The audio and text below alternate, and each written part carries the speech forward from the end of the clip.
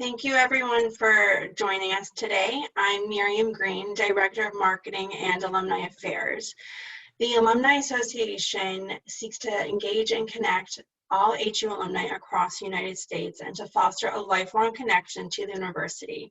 And even before we were social distancing, we were using this webinar series as a way to connect and bring together our alumni community from across the United States and in some cases around the world. So we're really fortunate that we're able to have this for you today and have you join us, and we're going to continue to do so.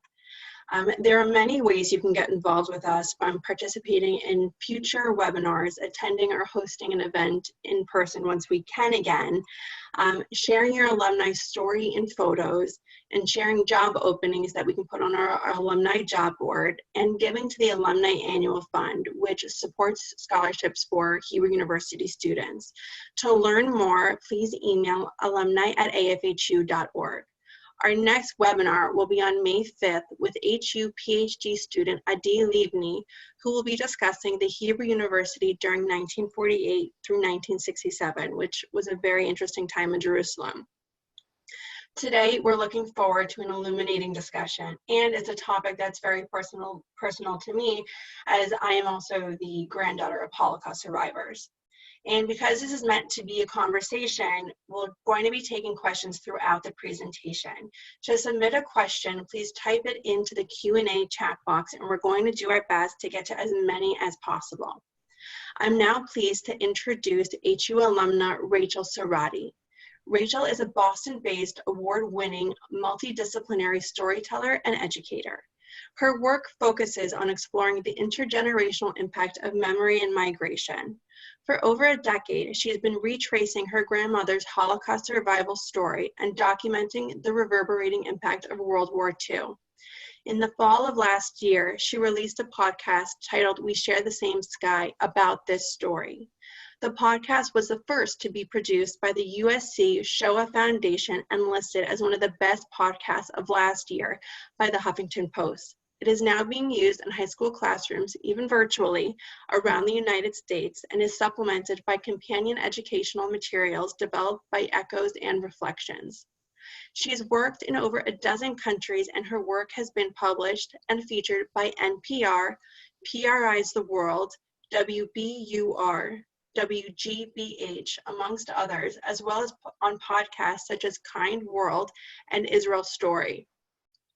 She regularly presents to communities and classrooms worldwide, from audiences at the American Embassy in Stockholm to public schools in Manhattan. Rachael has a forthcoming memoir set to be published in fall of next year and works as a creative producer for the USC Shoah Foundation. Rachael, the floor is yours. Hello, hi everyone. I always say webinars are so interesting because I know I'm talking to a live audience, but I don't have feedback, so definitely encourage you to ask questions as we go. And I'm really looking forward to sharing with you today some of my story and hopefully engage in a dialogue about how you interact with Holocaust history, whether it's in your family or something that you study or a period of history that you study. And so to start, I'm going to take you through a bit of what I have done over the past 10 years. I began this documentary project, which has become sort of just taken on a life of its own over the years and branched off into a lot of different areas, from education to the media, as you just heard. But it all began as just a simple storytelling project with my grandmother, which I began 1 month before I left for Hebrew University. So, and I'll talk a little bit about that as we get in. So the project's called "We Share the Same Sky." It started in 2009, so now it's over a decade of working on this. So I want to start with a quote from my grandmother's diary, which she wrote in 1990. And I'll just encourage you as we go through the story and as we engage in a conversation to think about this, because I'll read through this, but it's certainly one of the things that I don't think I'll ever answer the questions she poses in this piece of writing, but it's absolutely a guide for me. So my grandmother wrote in 1990, "What does it mean to these young people? What impression do they walk away with? What compassion and understanding do they feel toward an unprecedented event an incomprehensible black page in history so long, long time ago. This doesn't concern them at all. They cannot passively relate to this horror. They have their own problems to cope with, and the teenagers are in the stage of life where the most important thing is themselves. They love their own problems. What does my life, my experience for that matter, my lost generation mean to them? And so I can, once I found this piece of writing a few years into my research, it's sort of become a guiding light for me, because it's the question I'm always asking, which is, why does this matter? And that answer to that question changes over the years for me, and even on a day-to-day basis. So this is my grandmother, Hannah. She's eating fire because that's a thing she did. She was absolutely a wild grandmother. I grew up with her as the matriarch of our family. She had 3 children. There were 7 of us grandchildren. We were all very close to each other. And we grew up with the Holocaust being something that was present in our lives. I was always very aware that she was the only Holocaust survivor in her family, and that she started anew after the war. But it was common knowledge, but it wasn't this kind of black cloud over our family. And as far as I remember her, my grandmother was wacky and hilarious and embarrassing in all the ways a grandmother should be. And she did this trick where she ate fire. So this photograph I took of her on her 85th birthday, about 4 months before she passed away. She passed away in 2010. So this project started, like I said, in 2009, when I sat down to ask my grandmother her story, but it really took on another life after she passed away in 2010, because what I discovered was that she left behind this absolutely stunning archive of material. There were photographs and diaries and all types of primary source documents and letters sent to friends and letters sent to her parents. And it was just incredible. And I kept discovering more and more stuff. And I sort of took it and called myself unofficial family historian. I was 21 when she passed away, but I was already pursuing journalism, and I was pursuing photojournalism more specifically. And so it just sort of made sense to me that I would want to digitize everything and collect everything. And I at that stage of my career, in the early, just kind of budding into the journalism world, you're always told is to find a project and find a project and do it and start a blog at that time. And so this was the project I decided, because in my head I said, this is a story that only I could tell, that none of my, peers in my cohort of the photojournalism community of that age would be able to tell. And so I sort of took it on that way.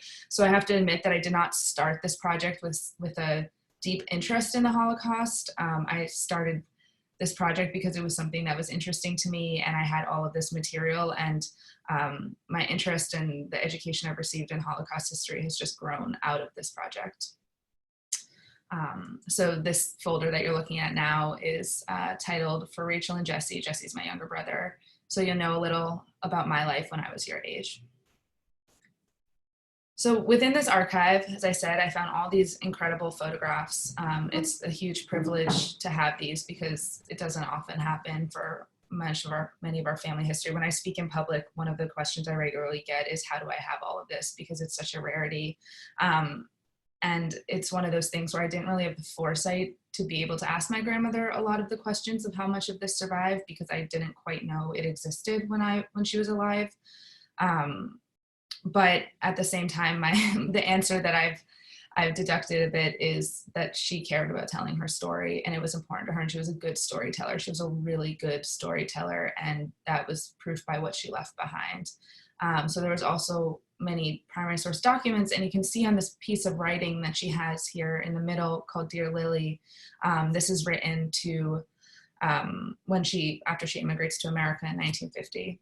The story is going to jump timeline, so I might go back and forth here, but this is a letter she wrote to a friend when she was on a train going across the country, and you can see that it was marked up because she then took it to an English writing course. And so she kept all of this stuff, and she would keep the final version, but she would also keep the version that had all of her edits on it. And as somebody who works in the storytelling field, I definitely do the same thing, and I think it's a quality of people who like to work on their stories and work on narrative arc and work on their use of language. And so I loved finding those documents that had her notes all over them, as much as I liked finding the final version. So other things you'll see here are a report card. You'll see a scan of a deportation paper for her brother and her younger brother and her father, a birth certificate, some correspondence. And so I'm going to let you hear my grandmother's voice now, which is all over the podcast, but I just want you to get a sense of her voice as I continue to tell her story. So she's going to describe this photograph for you, and I hope that you're able to hear it. This picture was even in the newspaper in Prague, and it was, first it was like a quiz show. There are 3 mothers and 3 grandmothers and 3 daughters and 1 great-grandmother and 1 great-granddaughter. How many people all together? And the next day it was like the picture in Prague. So I'm really very proud of that picture, and I'm so happy that I have it. On the right is my great-grandmother, Rachael. Then is my grandmother, my mother's mother, Maria Fialova. Then it's my mother, I think she was 23 years old. Then Emilia Dubova, and then it's me, Hannah Dubova. All except me perished in concentration camp. So this is one of my favorite photographs in her archive. I think it's absolutely beautiful. All right. So I'm going to kick it back to Hebrew year since I'm talking to a Hebrew University crowd here, which was a lot of fun for me to think about. I dug back into all my old Facebook albums from 10 years ago, or a little bit over that, maybe, I guess now. And so Hebrew U, being in Israel for that year, I went to Rothberg International School from 2009 to 2010. And that was really a year for me that kind of gave me the base to be able to do this. And I think about that often. And part of that is because it's where I started working as a photojournalist. So while I was in school, I had an internship in Jerusalem. So I was running around the country with my camera, and there's no better place to be a photojournalist than Israel. It's just fascinating and beautiful. And it also, I always credit Hebrew U to being the place where I learned to love learning. I hadn't been very happy in the school I was at in the States. It wasn't the right fit for me, even though it's from where I graduated from, but really being in Israel was an important experience for me in terms of how much I came to enjoy classes and learning. And then also is where I met some of my closest friends. And the guy you see in the middle here is Sergio Scheller, and he is the guy who ended up being my husband. And I'll talk about him a little bit later. And he was Polish and European. And so he played a big part in what I've done over the past many years of work. All right. So, all right. For about, for about the first 4 years after finding my grandmother's archive, I just digitized the whole thing and I organized the whole thing. I scoured everything she had and I looked for dates of, where she was on what date and how did she get from one place to another and who was she with. And I almost was pulling together this travel log of her displacement because I knew that my grandmother wasn't in a concentration camp. She had a different type of story. I knew that all of her family was deported and killed in concentration camps and extermination camps. But she had this other story that really lent itself to the strangers that saved her. And that was really the narrative that she gave me when her and I began talking. So I don't think I mentioned that right before I left for Hebrew U, I started telling stories with my grandmother. So she started telling me her whole story and I began writing it down. Sorry, I skipped that part, which is pretty important.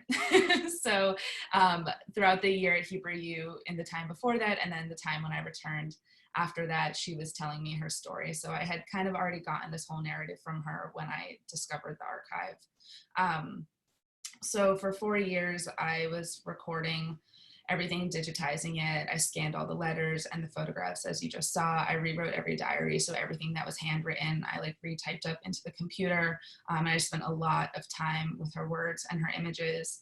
And during that time, I was, I graduated college. I was working as a waitress. I was making my way in the journalism world. I was doing all the things that people in their early and mid-20s do. And then I kind of devised this big project I wanted to go out and do, which was to retrace her path of statelessness. And so I really was interested not just in the Holocaust years, but also for the years after that she didn't have essentially a nationality. I mean, she was Czech and she grew up in Prague and she left, but then she was stateless for almost two decades afterwards. And that was really what I was interested in. So I decided to follow her as authentically as I could, understanding that it was a different time and place, and I was a different person than she was, and I was certainly not by any means a refugee or someone who was being persecuted, but I wanted to go back to all of these places, and I wanted to find the people who intersected with her life and their descendants, and so that's what I did. And as I mentioned, Sergio, who I ended up dating, who you saw in the last picture, when I decided to relocate to Europe to follow my grandmother's story, was about 5 years after he and I met, and we had been really good friends. And so we started dating when I moved to Europe because he was in Poland. And so he gave me a home base. And from there, I would travel around and follow my grandmother. And so that's what I'm going to tell you a bit of now. And I'm going to go fairly quick because this is like 10 plus years of work and, coming in on, we're about, over 75 years of history now. So there's a lot to talk about. I'm going to skim through a lot of it, but if you have questions, definitely enter them in and I will try to address certain things. So I started in Czech Republic, formerly Czechoslovakia, in Prague, and I spent about 5 weeks there. I lived in a borrowed apartment from a young woman who was in the Jewish community. And I did my best to interview people in the Jewish community and just kind of explore what it felt like to be back in this place while thinking about history. And while I was here, what I was doing is really spending a lot of time within the archive while I was in this place. So really looking at what does it mean to be back in places when you have these primary sources from so long ago that describe them. So this is something my grandmother said to me was, I last saw my parents on the platform of the train station. I thought the war will be over soon. I never believed, and I don't think they ever believed, that this is the last time we see each other. And so as I'm walking through the streets of Prague, as I, walk past the train station every day, these are the words that are passing through my head. And that photograph of my grandmother and her younger brother and parents is the last photograph I have of the four of them together. And so where we're going to go now, pause real quick. So from part of what I was doing in retracing my grandmother's story is I would go back to these places, but I was also doing my very best to travel the way she did. And the way my grandmother survived the war, at least the beginning of it, was that she was part of the Zionist youth movement. It was really important for her. She was part of the Chalutzim and, daydreamed about going to Israel or Palestine at that time and starting, being on the kibbutz and just wanted to be a pioneer. And she just found such a love for it. And also that was where she found all her closest friends. And her parents were a little bit skeptical of her interest in Zionism and the Zionist youth movement. But yet they still sent her to summer camp and still let her go. As my grandmother told me, they didn't really love the fact that she wanted to be with her friends more than her parents. And to that, I think it's a very common teenage trait. And so when she was 14 years old, when the war broke out in 1939, and by virtue of being part of the Zionist youth movement, she got what she called a lottery ticket. That's how she perceived it at the time, but she got permission to leave Czechoslovakia with other members of the Zionist youth movement, and they were sent to Denmark to work on farms, which essentially was to prepare them in agricultural skills so they could go on to Palestine. And so in October of 1939, a month after the war began, she leaves. And so I left the way she did, and I took a train out of Prague and through Germany and through Berlin, which she did, and I all the way down to Warnemünde, which is a place in Germany, and then I got on a boat and I went to Denmark. So I'm going to take you to Denmark. And Denmark is really like the heart of my grandmother's story. It was here that she was placed on different foster farms, and you'll see a picture of her there in the early years. And what these kids did, they were placed on farms with strangers, with families who offered to take them in, who were volunteers. And they were to live on those farms for 6 months. And, at that time she thought, okay, I'll live on a farm and then I'll go on to Palestine. But that certainly did not happen for her. So you'll see behind here in the picture are letters sent between her and her parents during the war. And you can actually see the swastika stamped on those letters because everything was being censored at that time. So even though they were able to correspond from one country to another during the war, at least in the early years of the war, sentences were still blacked out and certain information cannot be shared. So I'm just going to show you now a few photographs from the Zionist youth movement. I love these pictures. When I teach this story throughout the year in all different classrooms to all different age groups, from as young as elementary school kids to adult education and to people of my, who would be my grandmother's age. And I love these photographs because I always do this exercise, which I can't do here, but I always ask people to think about what do they see when they see these pictures. And a lot of the words that I get, are like camp, fun, friends, girls, boys, socializing, countryside, and never ever once has anybody in all my time doing this for many years ever said refugees. And that's what these kids are, is they're all refugees in Denmark. And for many of them, they would be the only survivors in their family. And I always think it's really important, when we think about the words that we use to describe people, and we think about the attributes, like if you call these, we don't attach the refugee identity to them. We think about them completely differently. And as soon as we attach the refugee identity to them, another connotation comes up, and it's the same thing today. And so I love these photographs for not just how joyful they appear in a time of war, but also, what they can help teach us about how we identify people these days. So I'm just going to share a quote from my grandmother's diary. So this was 1940, September 1940, so about a year after she'd been in Denmark. And she writes, "All those things one once had and took for granted become so precious when we lose them. And then we are sorry for not acknowledging them and not making the most of them. The same goes for me. Only now that I am abroad, I can see what motherly love meant to me. Not that I wouldn't be independent or missed her helpful hands at work. No, there's something else that's lacking, and that's a mother herself. I think that especially in my age, when I am growing up, I need a mother the most." And so I just think those words are really beautiful, and they've certainly resonated with me at different parts of my life when I'll think about not acknowledging how much, I cared for something until it's gone.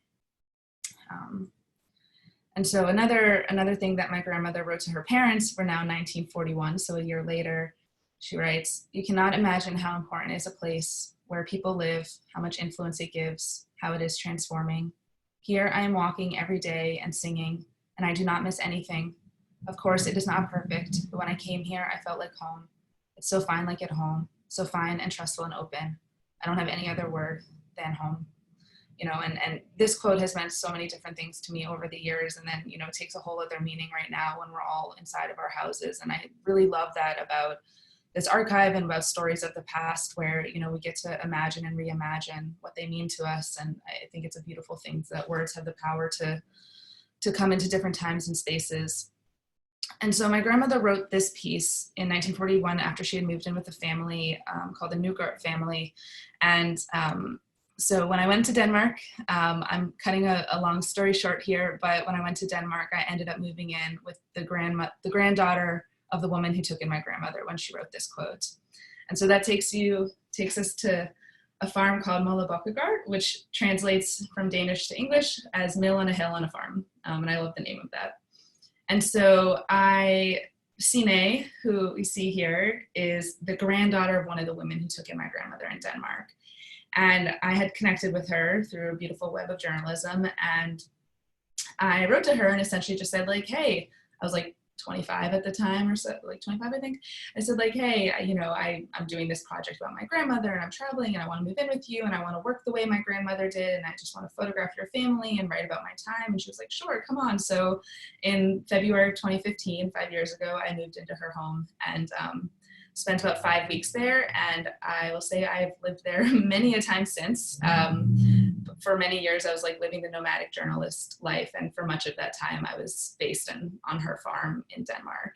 And so I went out to, chase my grandmother's story and found more family for myself, which has been a really beautiful development as well as a theme throughout all of this work. So I'm just going to show you some photos of this place because it's beautiful and it's happy and I love it. So so this is her kids and on the farm, and as I was told, many of this family, they're all still farmers in Denmark, and but this was the one that they said would be closest to how my grandmother lived. And so it's been a joy to become a part of their family and to photograph them. And so you'll see here the picture in the top corner is my grandmother with one of Jensine's, that woman's first son. And then here I am with the great-grandchildren of that woman who took her in. And so we're all very close. And it's funny now when I go, last time I was there, when I was doing the recordings for the interviews for the podcast, I interview the kids, and I said, do you remember the first time I came? And they were like, no, we really don't. Like, and I think it's such a beautiful thing that now we've been in each other's lives for so long. And one of the wonderful things that have come out of that is that they now know what their great grandmother did in taking in, my grandmother during the Holocaust. And I love that that family story gets to continue being spoken about because of my presence in their life. So, and then when Sergio and I got engaged and we got married, he immigrated here to Boston with me. I'm now jumping ahead of time. And when we had a wedding party, we had it on their farm. And so that's how close we've all gotten. And now, so we had like this wedding party that was, it was super international, and all my grandmother's history was like infused into it. And it was really wonderful. So now, 1943, this is the second part of my grandmother's escape, and kind of gonna culminate the story here a little bit, and then we can have conversation. So in 1943, Denmark was a pretty gentle occupation throughout the war, and there's a lot of reasons for that, but that's a whole class in itself. But in 1943, that ends, and the Germans, who had been occupying since 1940, essentially, they said, we're going to deport now all the Danish Jews. Jews in Denmark are going to go to concentration camps, and impromptu rescue happened. And so in the matter of 3 weeks, once again, I'm cutting down history here a bit, but within 3 weeks, 95% of the Jewish population was saved by being illegally ferried over to Sweden. And the way that happened all started with a German officer leaking the news of the roundup. And so you really had an upstander there who was in a Nazi uniform, who helped everyone escape and made that possible by organizing between the Danes and the Swedes to make sure that this would happen. And so when my grandmother was telling me this story back, now back in 2009, when her and I were speaking, she said to me, one day, a young man I had never seen before and never after comes to the banker and he says, do you have a Jewish servant here? The banker says, yes, little Hannah. And he came and says to me, do you have a bike? I said, yes. He says, get on the bike and follow me. I followed him to a fishing village, to a church. The minister of the church took me up to the bell tower. I was told to wait for the signal and cover my ears when the church bell was rung. We ran to the beach. We hid in the sand under the upside-down rowboats. The fishermen wanted some financial compensation for bringing us to Sweden. So we got the signal and ran from the upside-down rowboats to the fishing boat, which was supposed to take us to Sweden. I knew the fisherman would not take me. I have no money. I turned my pockets inside out to show the fisherman. He looks at me in the eye and said, I didn't ask you, did I? Hop on board. And so this whole story is just infused with people being really kind to her from the start to the finish. It's of people standing up for her. And even though she had no money and no contacts and was on her own, they got her to safety, and they didn't care that she couldn't pay. And it certainly was a hefty price that most people had to pay. So as my grandmother's telling me that story, she says to me, on this story, I was on the boat, and there was this very famous rabbi and his family on the boat. And she says, it's the Melchior family, and she tells me about them. And Marcus Melchior, in the context of history, is very important in the rescue of the Danish Jews. So he was very well known, and my grandmother knew who he was and knew that his kids were there. And so when I went back to Denmark in pursuit of following my grandmother's memory, I reached out to the Copenhagen Jewish community, and I sort of, explained to them, like, this is what I'm doing, this is what my grandmother told me, and is there anybody I can be in touch with? And I got put in touch with Bent here, who you see in the picture, Bent Melchior, who was the former chief rabbi of Denmark and was on the same refugee boat as my grandmother in 1943. And similar to what happened with Sine and her family, I walked into his house, confessed that we had this shared history, and now I've adopted him as a grandfather, and it's wonderful, and I love him very much. And he's 91 now, and still living in Copenhagen. And so when I was with Bent, he said to me, I'm still good friends with the Swedish fishermen who took in our family when the boat came to shore in Sweden, because after my grandmother got on that boat in Denmark, where the fishermen said, you don't need to pay, their boat got lost. It was a whole long thing. I don't have time to go into the dramatic retelling of it now, but the crossing should have taken about 6 hours. It took about 19.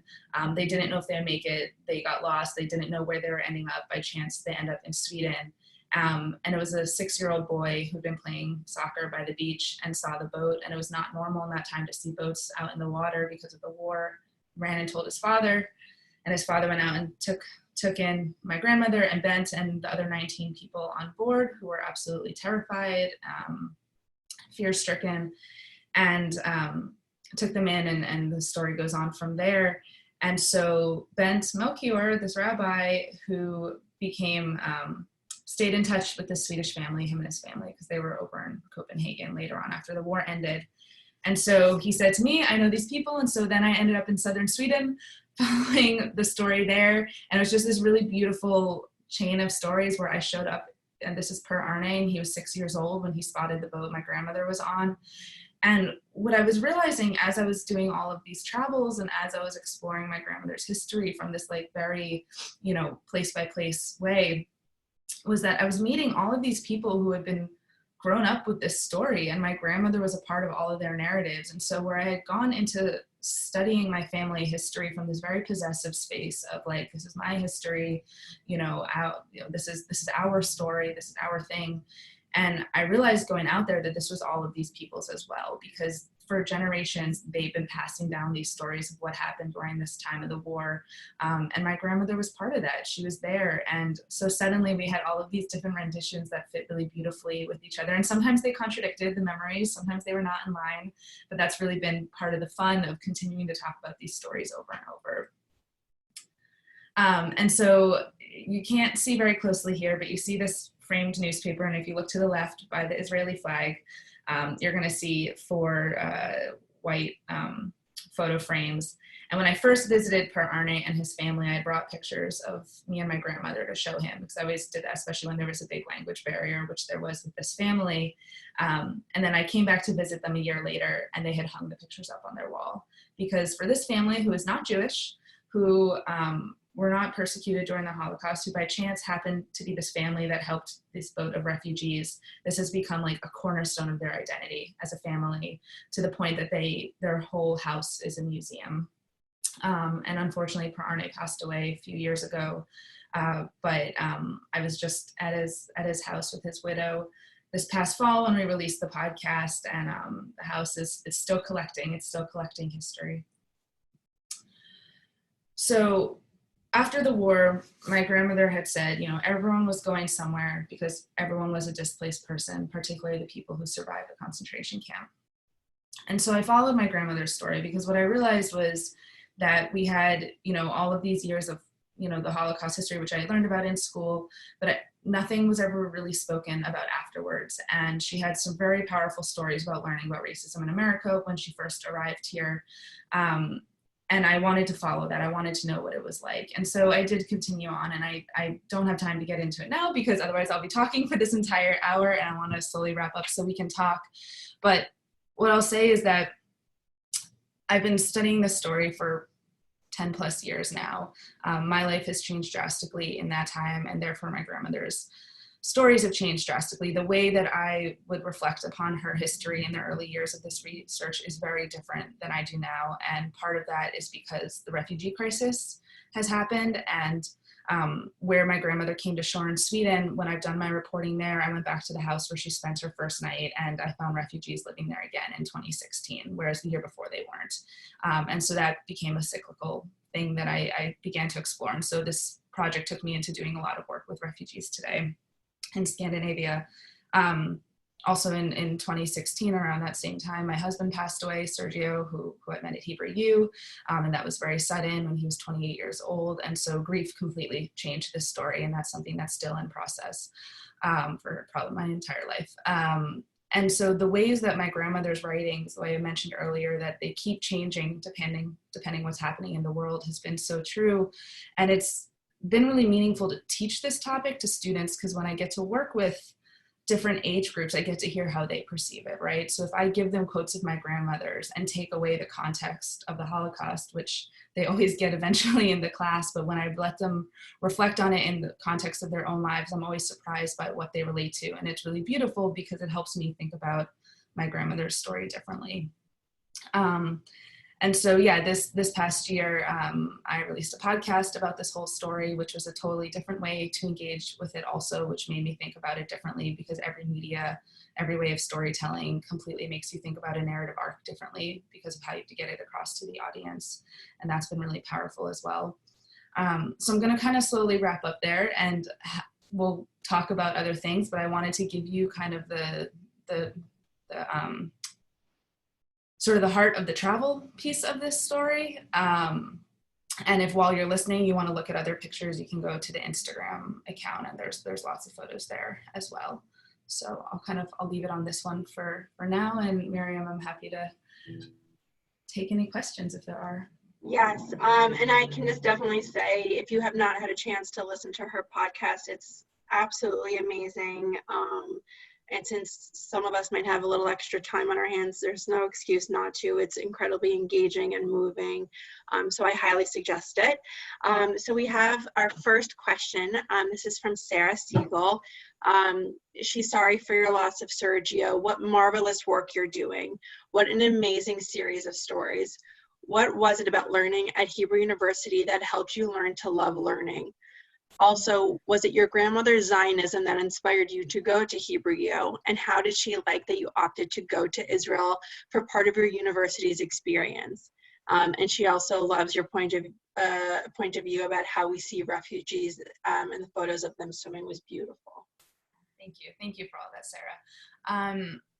So, all right, first part of the question, there was a lot in there. Repeat the first question again? Yes, it was, what was it about learning at Hebrew University? That I learned. Yeah, so I think a lot of things. First of all, I had gone to a university that was just too big for me in America. Like I grew up in the inner city of Boston. And so when I went to school, I was like, I just want to go to a big city that's not Boston, a big school in a big city that's not Boston. And it just wasn't the right place for me. And so I just kind of was a number. And at Hebrew U, one, I loved learning with people from all different countries. It just made it so interesting. And, the way that I've fallen in love with my grandmother's story because of how differently I can see it from all these different perspectives, like when I would be in Denmark versus Prague versus Sweden, and all of the stories were sort of the same heart, but had different energies around them. I felt like it was the same at Hebrew U, where I was studying with all of these people. I mean, Sergio was one of my best friends at Hebrew U, and he was Polish Catholic guy. And so when we would talk about history, or when we were talking about what's happening around us in Jerusalem, we just had different lenses, and it was just so wonderful to get to be a part of that. Also, I found the classes to be incredibly engaging. I felt like I could take classes that were much more interesting for me than I did at my big university because of just standards and having to, fulfill certain credits. But then also working as a photojournalist, I was engaging with everything firsthand, and to be studying history while you're sitting inside of it, I think is absolutely fascinating. And I kind of find myself doing that even today with, what's going on in the world around us and social distancing, and just thinking about what's happening right now from how we're going to talk about it 10, 15, 100 years from now. And so I think Hebrew U just was the perfect storm of different perspectives. Everyone really was so excited by the way other people thought about things, and then also just having opportunities there. And then in regards to the Zionism question, so my grandmother had the opportunity to immigrate to Israel after the war, and she chose not to, partly because she just felt very strongly about not being quarantined again. And at that time, to get to Israel, there was a high chance that you were going to be, have to stay in another country somewhere, and it was just going to be a hard time to get there. And she really didn't want to do that, so she didn't go. And I don't feel like Zionism was a big part of my growing up. I'm one of those people who had no interest in going to Israel until I got kind of tricked on a birthright trip when I was 18, and then my life changed forever because I was like, wow, this place feels like home. And I still feel that way very completely, that it feels like home. But the Zionism, I think my grandmother was excited that I went there, but she was more so excited that I would just go anywhere. She really firmly believed that seeing new places and having new perspectives is the best way to appreciate where you are. And she writes about that a lot in her diaries, especially in regards to how she raised her own children, was that she just wanted you to have an experience to see life differently than how you were raised. And so, but I think at the same time, I'm sure she was excited that I went. That's great. All right, so our next question comes from Carola in Argentina, and she would like to know how can you reach with your project, or how to expand to more educational institutions around the world, like in Argentina where she lives, where there is so much anti-Semitism. How do you reach young people's hearts and minds through your teaching? Yeah, well, I know her. Hi. So it's a great question. So when I produced, so I've been working on this project on my own for years and years. To be able to travel, I self-funded it through an Indiegogo, like a crowdfunding campaign, and that's what supported me. And then people always ask how I afforded doing this, and not living anywhere is a really good way to not spend money. So like just cutting rent out completely and living on couches. And so for years I did this project kind of, on my own small little budget. And then partnering up with USC Shoah Foundation, which is what happened a couple years ago. And we had somebody donate money for me to create this podcast, and I produced it for them. And then we partnered up with, part of their educational branch to create the lesson plans. And so certainly that's been really helpful in just having partners. I sort of had hit a point with this work a few years ago where I'd done as much as I could do on my own.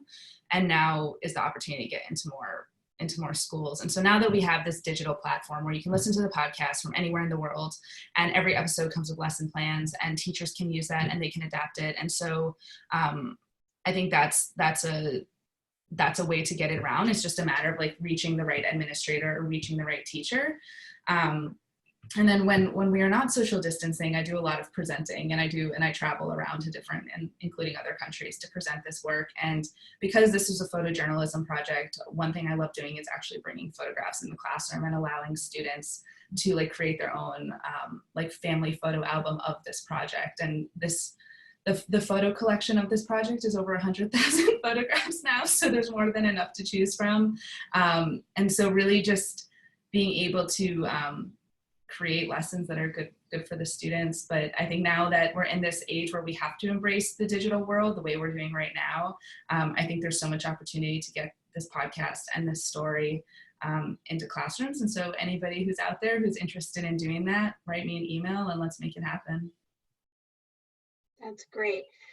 So another question is, so like as the grandchild of someone who went through all of this, like how do you think it's affected you as a person, whether like growing up, and obviously you went through this, you went through your grandmother's story, but like how do you think it has like it personally affected you and how you are as a person today? Yeah, it's a question I ask myself a lot. I think I came upon my grandmother's story at a very like vulnerable time in my life, when I kind of knew what I wanted to do, but didn't know how to do it, and was definitely seeking some mentorship and some direction. And that's really hard to find these days. I mean, we live in a chaotic world where everyone's really busy, and especially when you pursue a field that is fairly isolated in general. Like I work from home normally. So this period that we're doing now is a little bit familiar for me.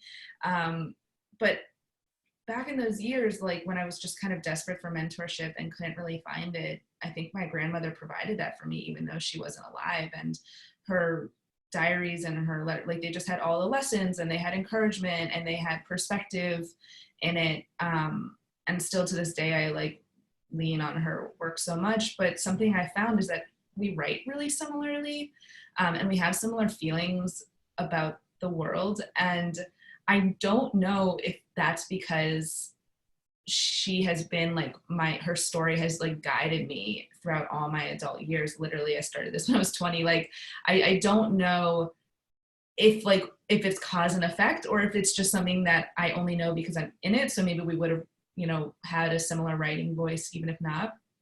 But in a way, I can't really help looking at everything in the world in context of my grandmother's story, because that's what my career has become. So even when in 2016, when I began working on refugee stories from today, I like kind of dubbed them my contemporary chapters of this project, because what I was doing was trying to understand, learn, and document their stories from a space that felt resonant to my grandmother. So I would choose stories, and still to this day, I choose stories that are thematically similar. So for a couple of years, I was photographing these 11-year-old Afghan refugees who came to Sweden during the height of the refugee crisis in 2015, and they came without their family, and their mother and sisters were in another country. And the way that I approached their story was through the lens of the Swedish woman who was their legal guardian, because for me, that felt like the same relationship that these women gave to my grandmother during the war. So Sine's grandmother, who had taken in my grandmother, I know that my grandmother lived with many different families, and her happiness during the war depended on how those families treated her. And so like the situation around her hadn't really changed. Her, the letters were coming less and less from home. The war was getting worse and worse, but her happiness was contingent on how the people in her direct, inner circles at that time treated her. And so that was the way I wanted to look at these refugee stories, was who from that country that they're coming into is treating them with like the love and respect that my grandmother was given. That's great. All right, so we had another question from Deborah. Thank you for your presentation. You look very much like your grandmother in this photo. Do you think going into journalism came from your grandmother, who looks like to have been a writer herself? Also, did your grandmother have a career when she came to the US? Yeah. So I know it's funny, when I was a kid, like I didn't look like any of my family at all. Like my mother has talked about it a bit, where she was like so sad when she would like take me on the subway when I was like a baby, and people would ask if she was the nanny, and like she's like still sensitive about that. And then somehow doing this family project, like all my students see the picture of like me next to my grandmother, and people are like, holy moly, like but it definitely like grew into a family resemblance. In terms of what my grandmother did after the war, so something that was totally left out of this presentation that she did, that you can hear about in the podcast and will also be in the book, is during the war. So after my grandmother was living with these families, and before the rescue of the Danish Jews, but near that time in 1942-ish, my grandmother began writing to boarding schools in Denmark and asking to exchange being essentially a custodian to get to study, because education had always been so important in her family. And one of the things when the Nazis invaded, was one of the first things that went was the right for education. And so my grandmother felt like she really needed to get that. And then she did that also in Sweden during the final years of the war, which is she would exchange being, the cleaning lady at the school for an education. And so she was able to get a nursing degree by doing that in Sweden. And so she came to America with a nursing degree, but she kind of just worked a whole bunch of odd jobs. She at one point was living in San Francisco in 1952, and she was working at a morgue cleaning stainless steel tables. When she ended up going then to New York City and ended up in Philadelphia. That's where I knew her as a grandmother. She lived in Philadelphia, and she taught English as a second language and did all these odd jobs, but I don't think she ever really found, I know for a fact she never really found a career that really, made her heart sing. But she was such a beautiful writer. And I always say that if it was a different time and place, and if women had had more options, she probably would be doing the same thing I do for work. And so, I still, even when I read passages of hers that I've read over and over again, I'm still struck by just how beautiful of a writer she was. That's great. So this question came from Goldie, and she wants to know, do you have a name for the book yet? Yeah, it's called We Share the Same Sky. So it's by the same name. So we're keeping it consistent. It's unless something changes with the publisher between now and then, it should be by the same name. That's great. And Carola also wanted to know, are the photos available online that you talked about? You'll see a number of photos on the Instagram account. So you'll find them there on both my personal, but the Share the Same Sky, and I'm updating that as much as I can, which is sometimes more often than others.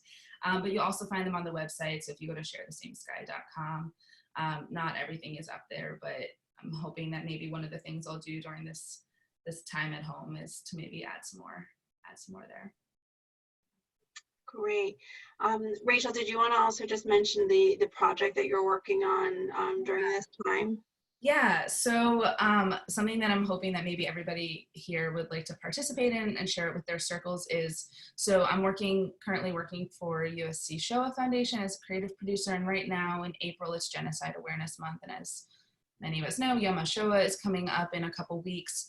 And so to honor and acknowledge this month, we have a campaign going that's called the What is Home Project. And, so many genocide survivors' stories, including my grandmother, and always the way I thought about my grandmother's story is like, it's this search for home. It's, so many of these stories begin with people having to flee their home isn't safe anymore. And then there's this space where home only exists in memory, and people try to recreate it, and some do and some don't.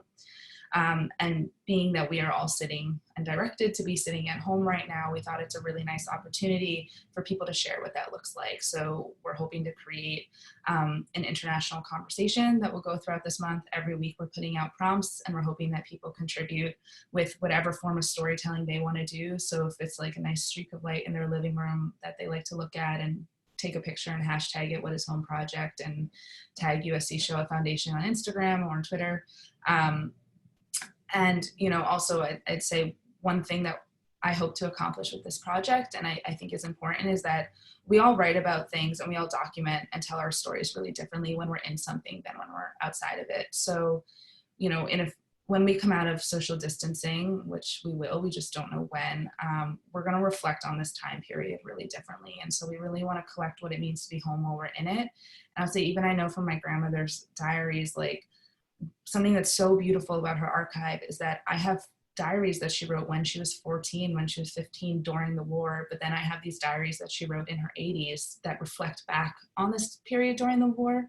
And I find it fascinating how different we think about our own personal stories when we're in something versus when we're out of it, and how much distance we have since it's happened. And so just this big encouragement for everybody to be documenting their feelings and what they're seeing now in whatever way feels right for them. That's great. Thank you. Oh, I think we have one. We got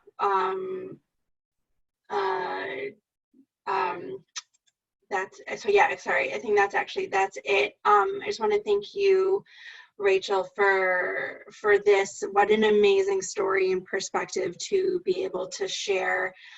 Thank you, everyone, for joining us today. Please tune in again May 5th for our next webinar. And if you're interested in getting more involved with us, please email alumni@afhu.org.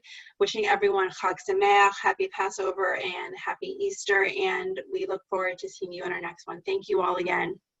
Thank you. Thank you, everyone.